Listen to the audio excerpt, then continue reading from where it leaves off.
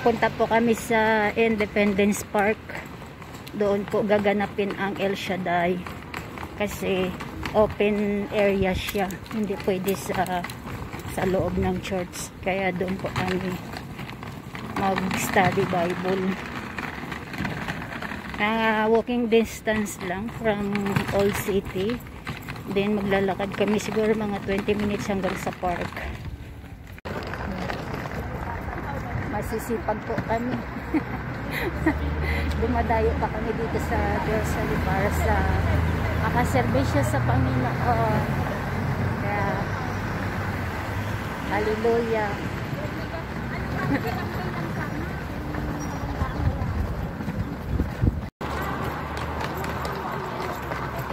Masisipag po itong maglakad ang mga kasama ko. Katulad ko din.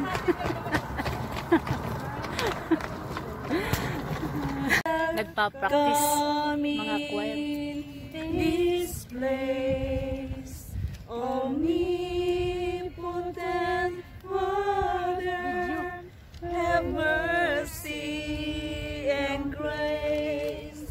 Thou art welcome in this place. Holy Spirit, thou art welcome in this place. Holy Spirit, thou art welcome in this place. Omnipotent Father, have mercy and grace. Thou art welcome in this place. Holy Spirit, thou art welcome in this place. Holy Spirit, thou art welcome in. Wala pang mga bundok!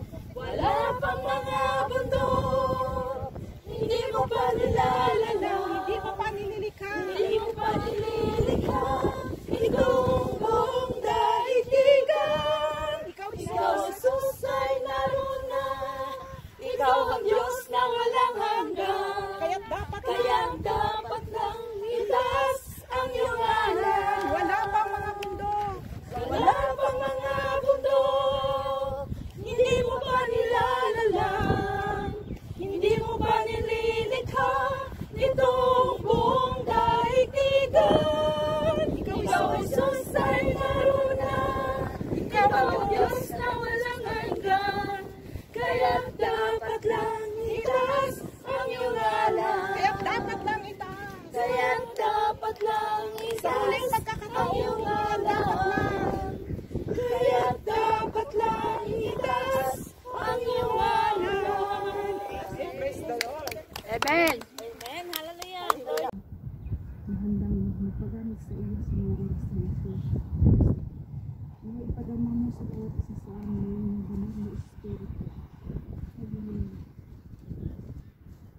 Holy Spirit,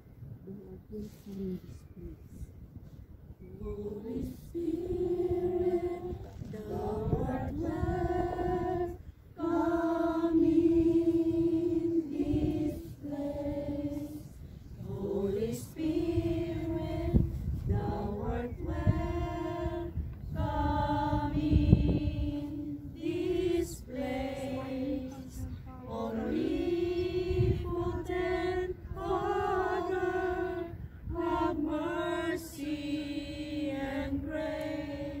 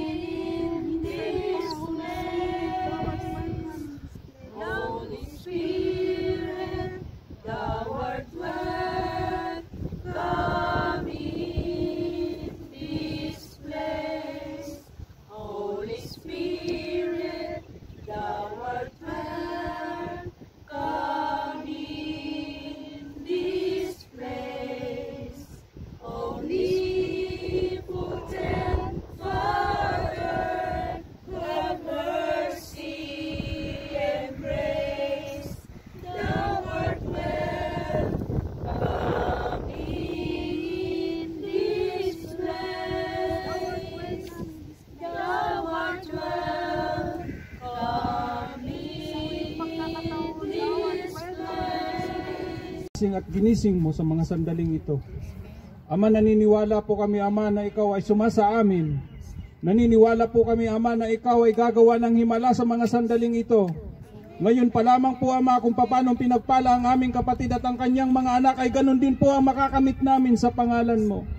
Itinataas po namin sa iyo, Ama, ang 4 na dako ng lugar na iyong pinili. Na kung ano man pong masamang espiritu ay aming sinasaklawan ito sa pangalan ni Jesus. Sa pangalan ni Jesus. Yes, Lord God, to hallelujah. Patawarin niyo po ang bawat isa sa amin na nakagagawa ng kasalanan sa isip, sa salita at sa gawa. Wala po kaming magagawa kung wala ka sa aming buhay. Ito po ang samot dasal namin sa mga sandaling ito at darating pang sandali na kami iyong samahan sa pangalan mo, sa pangalan ng Ama, Anak, Espiritu Santo. Amen. Praise God! Purihin ang Panginoon!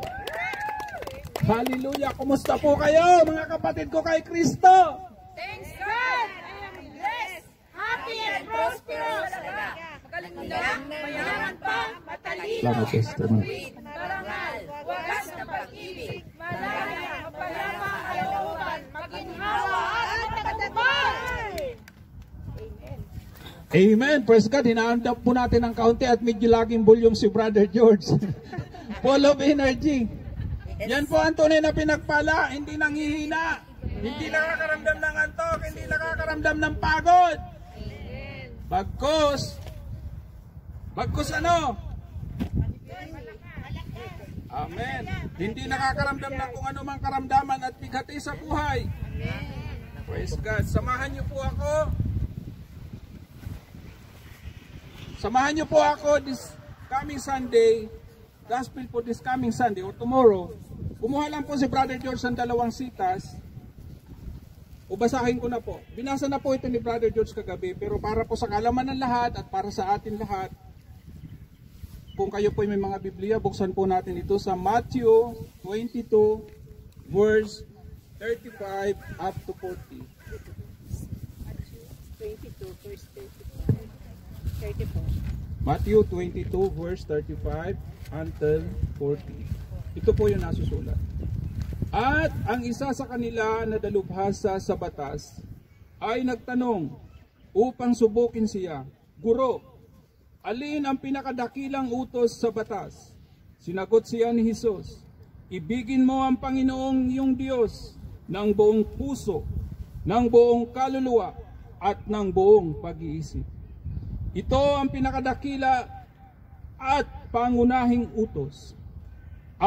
Ang ikalawa ay katulad nito, ibigin mo ang iyong kapwa gaya ng iyong sarili. Ibigin mo ang iyong kapwa gaya ng iyong sarili. Praise God. Sa dalawang utos na ito ay nauwi ang lahat sa batas ng mga propita.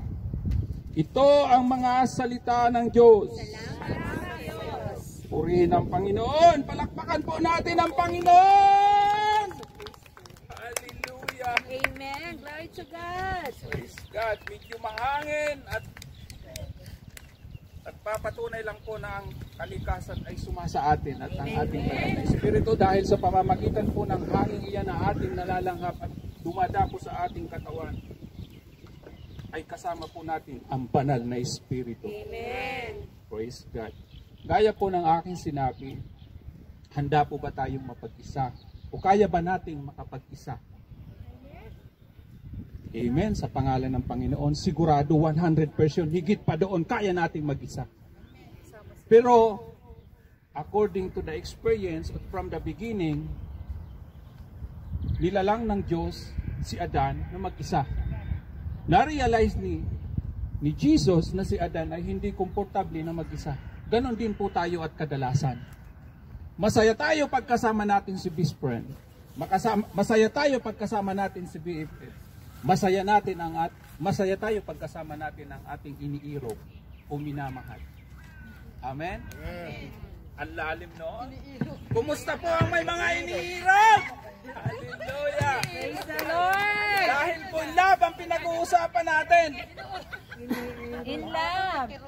Praise God. In behalf of my co-partner, my co-training, Ipanalangin niyo po kami palagi na kami laging malakas. Amen. Dahil hindi man po kami magkasama, subalit magkakasama po tayo sa isang espiritu. Amen. Okay, yung number 1 ko po, pinamagatan ko muna po ito na ang pinakadakilang utos. Amen. Opo kami.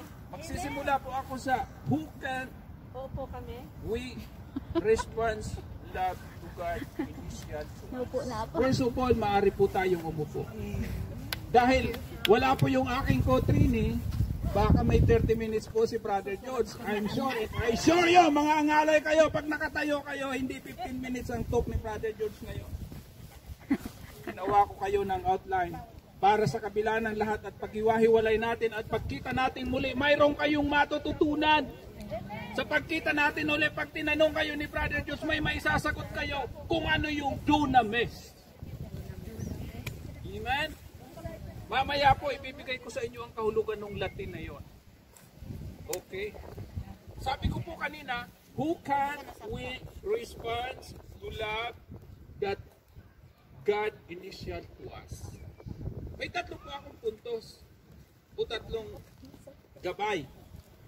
Ang number 1 po, by having no other God before Him. At yun naman talaga, there's no question about that.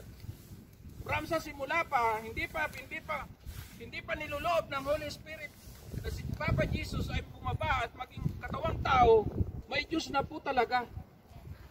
Yun na po ipinatunayan ng Biblia.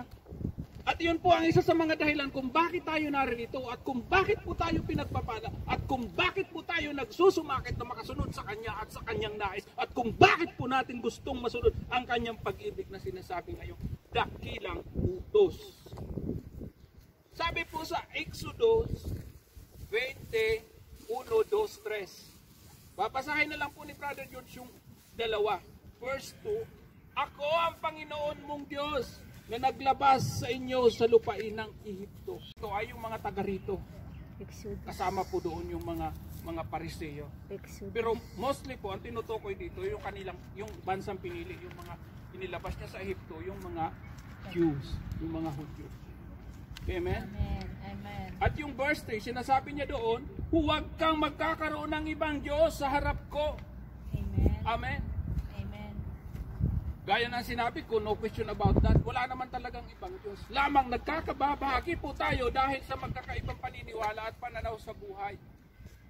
May naniniwala kay Kristi, may naniniwala kay Kristos. Kaya kung dito po tayo tinawag, kung saan ka pinagpala, dito ka lang dapat makita. Hindi ka dapat makita kung kani-kanino. Hindi ka dapat gagawa ng kung ano mang ikababahagi o pagkakabahagi ng pinagpala kung saan ka pinagpala ng Panginoon. Yun po yung verse 3. Dahil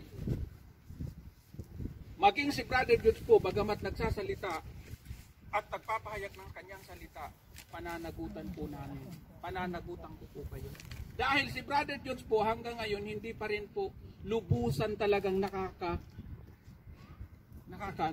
hindi nakaka-move on, nakakasunod sa nais ng Panginoon. Kung sa pagka-move on, sobra-sobra na naka-move on si Brother George. Amen? Yung number 2 po, by committing our slave to Him. Dapat nandoon yung committed tayo sa Kanya. Kung committed tayo sa Kanya lang tayo. Magsunod lang tayo sa ating punong lingkod. Magsunod lang po tayo sa ating nakakataas.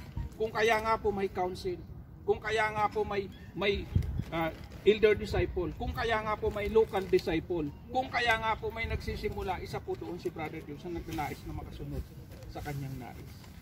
May tatlo po ito. Kasi nung dati, nung may nagkukurt sa akin, o may nagnanais na makamit yung uko, ganito rin yung approach niya. May similarity ng mga sinasabi. So, kung noon pa man at ngayon, kung isa ka nang naging mabuting anak, naging mabuting magulang, naging faithful na asawa, lubos-lubusin mo na kapatid ko kay Kristo. Amen. Dahil ang pagpapala at ang ibabalik sa iyo noon ay hindi yung mga taong hindi nakakaintindi ng iyong ginagawa. No question about that. Walang katulad, katagayan ng patutuo ng ating kapatid. Unexpected na yung pera na yung nagaling sa doon. Kaya sister, patuloy kang pagpalain ng Panginoon. Ayon sa iyong paniniwala ang lahat ng iyon at magkakaroon ng laptop ang iyong anak sa pangalan ni Jesus. Ganun po kabait ang Diyos. Pangalawa po, yung number 2 po, to decide, have to permanent relationship. May permanent dapat tayong relation. Hindi yung gigiwang-giwang ka. Diretso ka, Brother George. Diretso ka. Hindi yung, ay, Brother Bong, pasensya na. Medyo alanganin, hindi ako makakalabas next week. So, pwede bang humingi ng permission, gawa ng practice natin. Hindi yun ang katuwiran, Brother George. Kung talaga sumusunod ka at nandoon yung committing mo, gagawa ng paraan ng Panginoon. Dahil si Brother George, kung iisipin po, 2 times lang makalabas. 2 times a month. Pero napakabait po ng Panginoon. Dahil nakalabas na si Brother George last week, nandito na naman po si Brother George. At next week, malamang po, kasama nyo na naman ulit si Brother George. Pag hindi nyo po kasama si Brother George, tiyak po, kasama nyo po ang Holy Spirit sa pamamagitan ng aking co-partner na si Brother Julie. Amen? Bukas po, magsasama-sama po ulit tayo. Although na wala po dito ako, wala po si Sister Manila. Magkakasama po tayo dahil iisa po ang Diyos na ating pinaglilingkuran mula pa noon hanggang ngayon at hanggang sa mawala tayo sa mundong ito. Hindi magbabago ang pagmamahal ng Diyos. Naniniwala po ba kayo doon sa palakpak niyo? Sa pamamagitan ng inyong palakpak, higit pa doon, magaling na kayo at tagumpay na kayong lahat. Uuwi kayong lahat na tagumpay sa pangalan ni Jesus. Amen. Ganon kabait ang Panginoon. Praise God. Purihin ang Panginoon. Yung pangatlo ko po, to give a definite opinion, to make a definite decision. May malalim ka dapat na pinanghuhugutan. Hindi yung pinanghuhugutan mo dito. Doon ka huhugot ng lakas. Doon ka hihingi ng gabay. Na dapat magkaroon ka sa kanya ng intimate relation. Relation na hindi lang sa bibig, kundi nakikita sa katauhan ninyo. Nakikita sa katauhan ni Brother George. Sabi ko nga kay Sister Marie, yung totoo lang, ano po si Brother George ngayon nung bago mo nakilala at hanggang ngayon na nagsiserve na? Sister Marie. Inaantok si Sister Marie. Alam ko, ang aga niyang gumising papunta rito. Purihin ang Panginoon. Hallelujah! Nagbago! Napagod. Praise God. Nagbago po. Ganon kabait ang Panginoon. Although napagod si Sister Marie, pero yung isip niya, andoon yung attentive niya. Nakikinig siya. Hindi man siya makasagot kasi napagod, pero nandoon yung presence ng Panginoon. Amen? Amen. Palakpakan natin ang Panginoon. Ganyan po ba kalakas ang palakpak ng pinagpala ng Panginoon? Hindi pa nakain eh. Praise God. Doon po sa 3 points na sinabi ko, mayroon po doon na May Biblia nagpalak na pa po kaya ang hindi pa nagsasabi. nakain. She won't commit herself either way. Nasusulat po ito sa 2 Timothy verse 1, 12 to 14. Pwede ko man po yung basahin, pero mas maganda po at nakikita ko kung gaano kayo ka-interest at nagtitiknot kayo. Yan po ang napakaganda sa isang manggagawa at isang sumusunod sa ubasan ni Yahweh El Shaddai, dahil maya-maya may titingnan ka, may babasahin ka, kung may kabuluhan nga ang pagtayo ni Brother Cristo at ang pagsisigaw niya at ang paglulundag niya. Amen. Praise God. Purihin ang Panginoon. Dahil dito, yung sinasabi niya sa Matthew 12, dahil dito, nagtitiis din ako ng mga bagay na ito, gayon may, hindi ako nahihiya. Hindi nahihiya si Brother George na pagsigawan niya the time na inuumaga na kami na nagsasara ng diskuhan. Pag naghindo pa nagsahod si Brother George, doon muna sa namaste. Pero pagkalante si Brother George sa Sheraton Tango. Dahil pagkatapos sa Sheraton Tango, hindi pa nakontento sa panorama. Merkulis pa lang, may tawagan na. Hindi po nahihiya si Brother George. Kung the time, nahihiya si Brother George na itaas ang kamay. Nahihiya si Brother George na pagsigawan niya kung paano siya binago at paano siya pinagkalooban ng biyaya na walang katulad ng ating Panginoon. Ngayon po, isang direksyon po si Brother George. Sabi nga sa akin kagabi, Brother George, paano ba magmahal? Hindi ka na ba talaga magmamahal? Sabi ko, mahal na mahal ko ang Panginoon. Pero about to vlog, si Brother George, minsan ko na itong sinabi, mayroon ng certificate, mayroon pang diploma. Bakit may certificate si Brother George? 15 years old na yung anak ko. Dahil may dalaga na si Brother George. Anong maibibigay kong advice sa anak ko? Anong maibibigay ng advice natin sa mga anak natin, sa mga mahal natin sa buhay? Kung tayo mismo na nandito sa gawain ay kinatitisuran. Kaya kung isa ka sa mga naririto at nagsusumikap na makasunod sa Panginoon, do your best. But not least, sa gabay ng ating Panginoon. Ano po yung sinasabi doon sa 12, binasa ko kanina? Hindi nahihiya. Continue po tayo. Sapagkat nakikilala ko yaong aking sinasampalatayahan. Lang siya pagkakaroon ng laptop, magkakaroon pa siya ng desktop. LCD. Praise God. LCD. Okay, pangatlo na po. By, hindi pa po ito yung kasi may oras pa po si Brother George. Gusto niya po makinig. Okay. Amen. By keeping His word and obeying. Ito na po tayo. Dapat kailangan natin i-keep yung words niya. Dapat talaga tayong sumunod. Pasako. Kanina nagtatanong ako sa ating preacher. Sabi ko, brother ko, pasensya na. Kumusta naman yung tulog mo? Sabi ko, salamat sa Diyos, brother ko. Bago ako nakatulog, nakagawa uli ako ng bagong outline. Pero lamang, brother ko, sabi ko talaga medyo nangangapa. Sabi niya sa akin, ganun talaga, brother George. Ganun din ako nung nag-uumpisa. So lahat tayo, pero hindi niya po sinasabi na maalam siya. Lahat po tayo tinuturuan ng Panginoon kung ano talaga yung dapat natin sundin at dapat natin gawin through the obeying of God. Hindi po sa sariling kakayahan. Dahil maging si Brother George po, wala talagang alam. Maraming alam si Brother George. Hindi sa mga bagay ng kanyang kabutihan. Dahil that time, hindi ko, bagamat po na-appreciate ni Brother George, dahil since 1997 po, kilala na ni Brother George ang Panginoon. Gumawa na ng himala ang Panginoon sa buhay ni Brother George, sa pamilya ni Brother George, sa tita ni Brother George.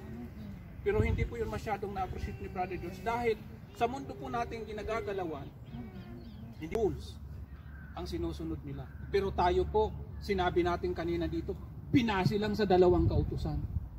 So wala na pong katwiran, wala na pong dahilan. Amen. Ituloy po natin doon sa binabasa ko. Tao at sinusubok mo ang mga nagpapanggap na apostol at sila'y hindi gayon. Amen. Ito po si Brother George. Sabi ko kanina nagsasalita. Marami po ang nagsasalita about the word of God. There's so many ways, but there is only one the way, the truth of the life. Amen.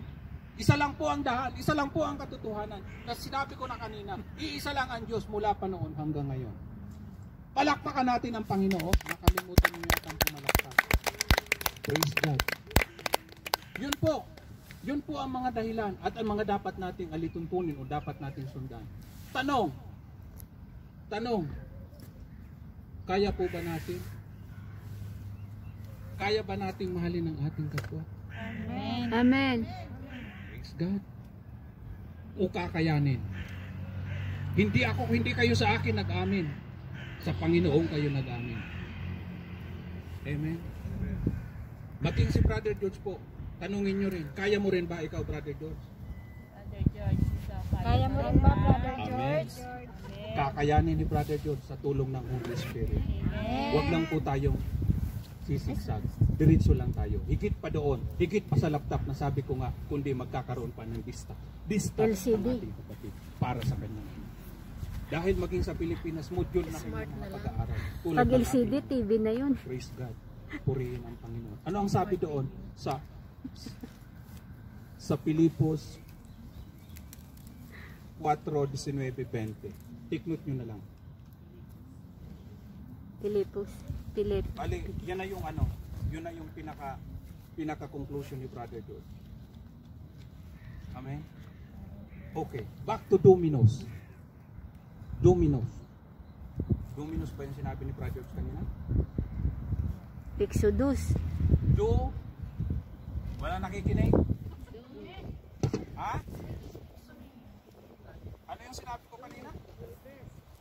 Yung Latin word. Dome. Basta may dome. Praise God! Purihin ang Panginoon! Doon po natin makikita kung ang lahat ng oras at lahat ng bagay sa buhay natin ay pinakikita natin at pinakakita. Yung pong sinabi ni Brother George kanina about to luminize Duminais. Dunamis. Dunamis. Ayun. Duminais. Duminis. Domino's. Malapit na yun sa domino. Pisa na yun. Pisa. Basta may dumi. Praise God, purihin ang Panginoon. Yun po yung sinasabi niya doon. The Greek word dunamis in the Bible generally means power. Power po. Dominize Ginagamit po means ito power. ng ating mga kaparihan. Nandito po ito sa Biblia. Dito po kinuha ang salitang dinamita. Kaya pala Ayan, may natutuhan na po kayo. Pagkita natin uli, may daladala na kayong dinamita. Ano yun sa Latin word? Dunamis. Ganang kabait ang Diyos. Ilista ko Sinasabi nga. niya sa Timothy 7 at Timothy 1 verse 7. Timothy 1 verse 7. Yun. Basahin niyo po yun. Yun ang iiwanan ni Brother Luke sa inyo. Nanawa sa pagkakataong ito, tumayo tayong lahat, papurihan natin ang Panginoon, samahan niyo ako sa maiksing panalangin, at ang magbibigay ng diin, ang ating kapatid na si Brother Mandia. Sa pangalan ng Ama, Anak, Espiritu Santo. Amen. Ama, maraming salamat po sa aming natutunan. Maraming salamat po na ikaw ang sentro ng aming pagtitipong ito. Maraming salamat po sa mga biyayang aming natanong. Maraming salamat po sa katagumpayan ng mga salita ng aming naramdaman ng iyong tunay na pagmamahal sa bawat isa sa amin, hindi lang po sa amin na naririto ngayon, kundi po sa aming mga mahal sa buhay, at ganon din po sa aming madadala mo pa sa iyong mga ubasan. Sa iyo po namin pinagkakatiwala ang mga sandaling ito. Lalong-lalo na po ang iyong gagamitin na si Brother Bong Ricardo Mandia, Ama. Abutin mo po siya, Ama, ng iyong mapagpala at mapaghimalang kamay. Itago mo po siya sa iyong banal na likuran. Looban ng iyong banal na espiritu, na ang bawat salita na magmumutawi sa kanyang bibig ay tanging kalooban mo lamang. Na ang bawat kanyang hibla ng kanilang titik ng iyong pagsasalusaluhan ng salita mo ay magningning sa kanyang sangkatauhan. Ito po ang samot dasal namin, Ama, na ang lahat pong ito ay aming makakamit sa pangalan mo. Sa pangalan ng Ama, Anak, Espiritu Santo. Amen. El Shaddai. El Shaddai, El Shaddai, El Elyon Adonai. Age to age, you're still the same. By the power of your name, El Shaddai, El Shaddai, welcome Kana Adonai. We will praise and lift you high, El Shaddai. Through your love and through the Ram, you saved the son of Abraham. To the power of your hands, you turned the sea into dry land. Through the outcasts on your knees, you're the God who really sees. And by your might, you set your children free. El Shaddai, El Shaddai, El Elyon Adonai. Age to age, you're still the same. By the power of your name, El Shaddai, El Shaddai, Erkamkad Adonai. I will praise and lift you high, El Shaddai. Through the years you make it clear that the time of Christ was near. To the people could not see what Messiah ought to be. Though your words contain the plan, they just could not understand. Your awesome work was done through the frailty of your Son. El Shaddai, El Shaddai, El Elyon Adonai. Age to age, you're still the same. By the power of your name, El Shaddai,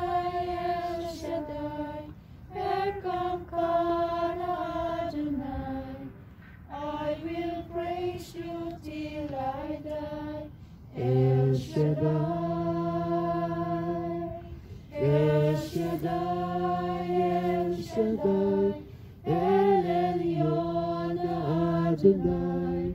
Age to age, you're still the same. By the power of your name, El Shaddai, El Shaddai, Elkanah Adonai. I will praise you till I die, El Shaddai. Praise God. Hallelujah. We glorify your name, O Lord.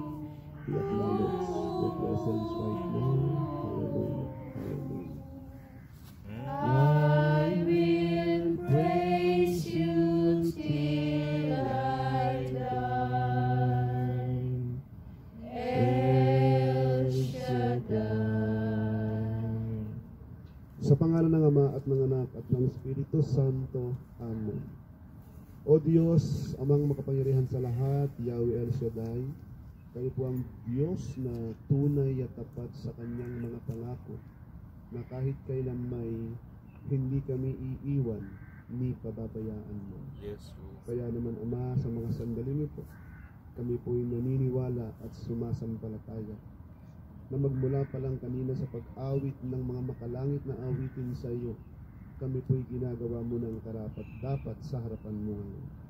Samahan mo po ang aming puso, samahan mo ang aming isip, upang ang mga salita mo ay magkaroon ng kapangyarihan sa aming buhay, na siyang makapagpapalakas sa aming pananampalataya, na siyang makapagpapagaling sa lahat ng aming mga karamdaman, na siyang magbibigay sa amin ng lahat ng katagumpayan. At sa matamis na pangalan ng iyong anak na si Jesus, at sa pakikiisa ng mahal na Birheng Maria, naniniwala po ako, Diyos, na ang lahat ng ito, lahat ng narito ngayon, lahat ng mga nakikinig, nanonood sa kanilang tahanan, ay kinatagpo mo na sa pangalan ng Ama, at ng Anak, at ng Espiritu Santo. Amen. Purihin ang Panginoon. Palakpakan natin si Yahweh El Shaddai. Ayan.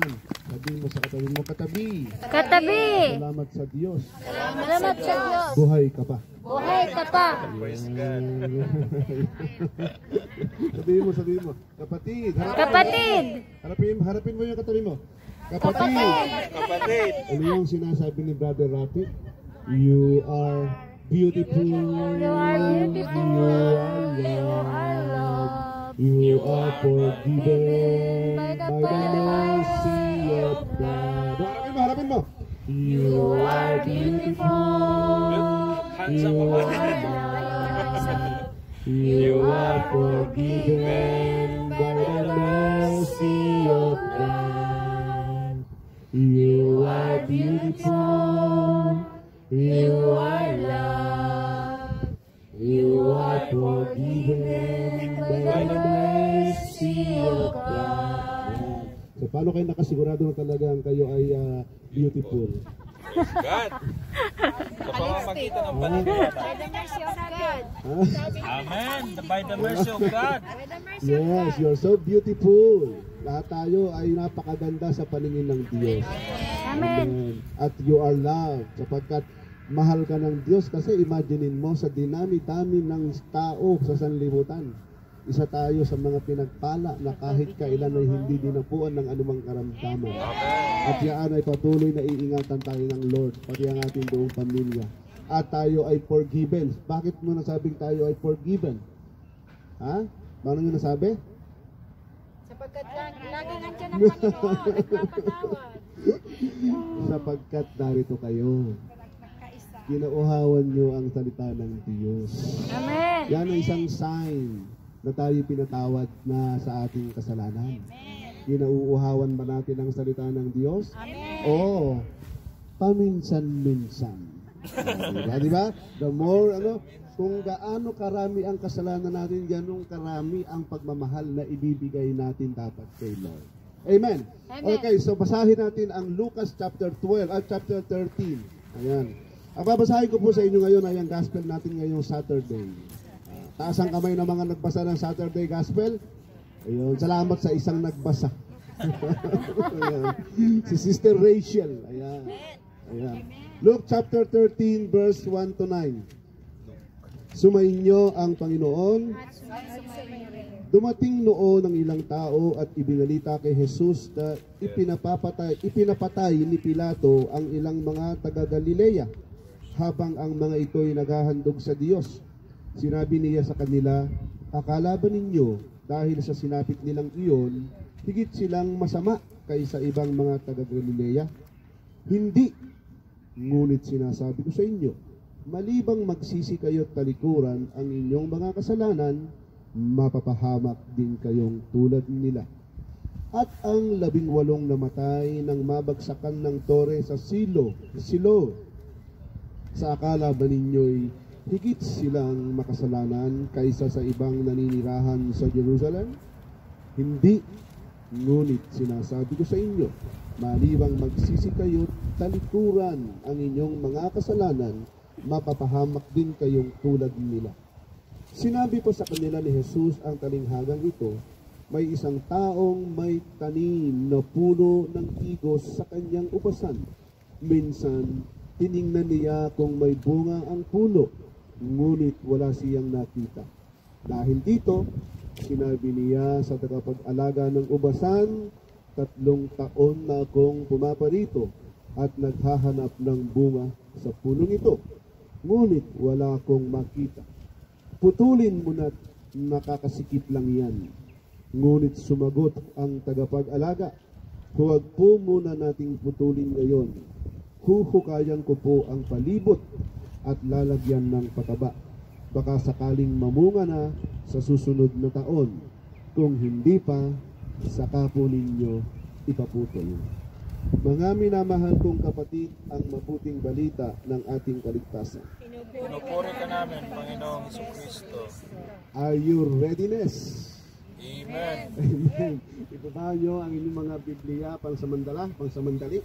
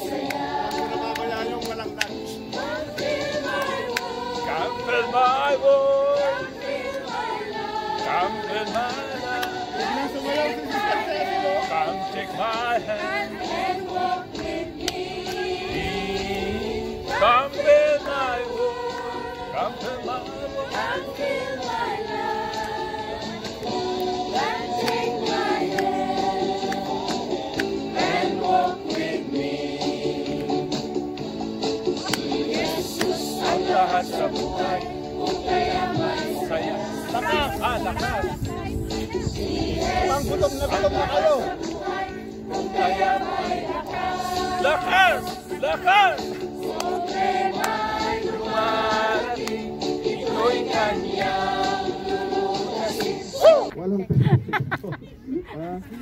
Mayroong perfecto pangalan. Sister Sally, nakon? Nakon? Okay. So tandaan nyo, lahat tayo ay makasalanan sa paningin ng Diyos. Kaya every one of us here need, urgent need for repentance. So yan ang pag-uusapan natin. But before we go, before we proceed to the body of our message, pag-usapan muna natin, ano ba ang nature ng repentance? Ano ba talaga, paano ba talaga magsisi? Ha? Paano ba tayo magsisi sa ating mga kasalanan? Anyone? Any two? Any three? Magbago. Magbago? Oh, iwaksil ang mga Magbago. masamang gawain. Ayun, tama ka sister. Ano pa? Tama ka rin sister. Magbago, iwanan ng lumang buhay. Ano pa? Pagsisisi. Isuko natin ang sarili. Ano pa? Kalimutan ang sarili. Kababaan ng loob. Kasama yan. Ano pa? Ipakita sa gawa. Ipakita sa gawa. Ano pa? Tanggapin ang Espiritu Santo. Okay. So, nakalimutan nyo sabihin yung pinaka-mahalaga. Ano yun? Ano yun, Brother Bong? Pagsisisi. Okay, ganito. Yun, Panginoon. Pagsisisi Kasi, sa... hindi tayo makapagsisisi, hindi tayo makapaghihingi ng tawad sa lahat ng ating mga kasalanan without this number one. Amen. Ano yun? Ang magbalik loob sa Diyos, diba? At makipag-ayos sa mga taong nagawa natin ng kasalanan. Amen. Nakita nyo? Yun ang, ano yung pangalawang nature of repentance, Brother Bong? Sabihin nyo, ano yung Brother Bong? Ayan. Ang sabi doon, Ama, nagkasala po ako sa Diyos at sa inyo. Confess now our sin. Now, if we decide to reconcile with God and if we decide to reconcile with our brothers and sisters, paano yung brother Bong, yung mga matitigas ang ulo, na ayaw makinig, ayaw tumanggap ng kanilang pagkakamali, ayaw magpaayos, ayaw magpatuwid? Paano ako makikipag-ayos doon? Paano nga ba, Brother Bong? Kung nagkaroon na tayo ng initiation doon, kung ginawa na natin ang dapat nating gawin at hindi pa rin tayo pinapansin, hindi pa rin nakikipag-ayos sa atin, ano ang katuruan ni Jesus? Ano ang katuruan ni Jesus? Ituring natin siyang isang hentil. Ibig sabihin, they need prayer. What you need to do ay gawin mo kung ano ang dapat at inaakala mong gawin, magpakumbaba ka, manghingi ka ng sorry, mag-confess ka, tanggapin mo na nagkasala ka kahit na hindi ikaw ang nagkasala, and then pag hindi pa rin nakinig, pray for them. Wala ka ng pananagutan doon. Wala na tayong pananagutan doon. This is one part of being reconciled with others. Bakit? Because we have done our part. Nakuha nyo? Amen. Amen. So kaya, confess our sin, i-confess natin ang ating mga kasalanan. At pangatlo, hindi na po ako karapat-dapat na tawagin ninyong anak. Yun na nga yun, yung sinabi mo kanina, na huwag nang babalik-balikan ang lumang buhay. Kasi sabi niya, hindi na po ninyo ako karapat-dapat na tawagin ninyong anak. Yung willingness niya na na hindi na niya balikan, na hindi na siya ituring na anak ng kanyang ama. Diba? So dapat ang tunay na nagsisisi ay talagang dapat hindi na bumabalik sa lumang buhay. Tingnan mo nga yung kapatid mo. O yan ba? Hindi na bumabalik sa lumang buhay yan? Amen. Amen. Yun na yun. Ayan. At eto pa, ibilang na lamang ninyo akong isa sa inyong mga alila. Ano ba ang alila? Katulong. Alipin. Is na ibig sabihin yung pinaka lowest form of human, lowest form of man, ang mga alipin. Ano ibig sabihin ng Panginoong Hesus? So ang hamon sa atin, kung talagang tunay tayo nagsisisi, dapat punong-puno tayo ng kababaan. Amen. Ewan ko lang. That's the nature of repentance. Kaya ba natin ito? Hindi natin kaya. Kaya lang natin kasama si Kristo. Amen. Because Christ is strengthened us. We can do all things through Christ who is strengthened us. At sinabi niya sa John 15:5, wala kayong magagawa kung kayo'y hiwalay sa akin. Kaya si Kristo ang kailangan natin upang ang ating pagsisisi ay maging genuine. Ngayon, maliwanag na po ba ang genuine, ang nature ng repentance? Alam niyo na po ba? Now we need to decide na makipag-reconcile sa Panginoon at sa ating kapwa. And then para makuha natin yung tunay na kapatawaran na hinihingi natin, na ibinigay natin sa ating kapwa. Diba nga, kung tayo ay mag-aalay sa dambana, kung mayroon kang kagalit o may galit sa iyo, ano ang sabi ng Panginoon? Ibaba mo muna ang iyong hain at makipag-ayos ka sa Kanya. Nakita niyo na? Hindi magiging karapat-dapat ang ating pag-aalay kay Lord kung mayroon tayong hindi naayos na problema at suliranin. Nakita niyo na? Kaya nga sabi ng Panginoon, pagka ang galit ay dapat wag nang lampas ng wag nang pinahayaang lubugan ng araw. Nakita niyo na? So, yan, reconcile sa Panginoon, pakipag-reconcile sa mga kapwa, mga nagkasala sa atin. Pangatlo, aaminin natin ang lahat ng ating mga kasalanan nang sa gayon, tayo ay magkaroon ng bagong buhay. Hindi na lumang buhay. At pangapat, upang manatiling mapagpakumbaba. Nakita nyo? Tandaan nyo yun. Luke chapter 15, verse 18 to 19. Pag-aralan nyo po yun sa inyong mga bahay dahil that's the nature of true and genuine repentance. Kasi kung wala ka talagang pag-acknowledge sa Diyos, kung hindi mo talaga aayusin ang relationship mo sa kapwa mo, at kung hindi mo talaga tatalikdan ang lumang buhay mo, hindi mo kayang magpagong buhay. Hindi mo kayang magpakumbaba.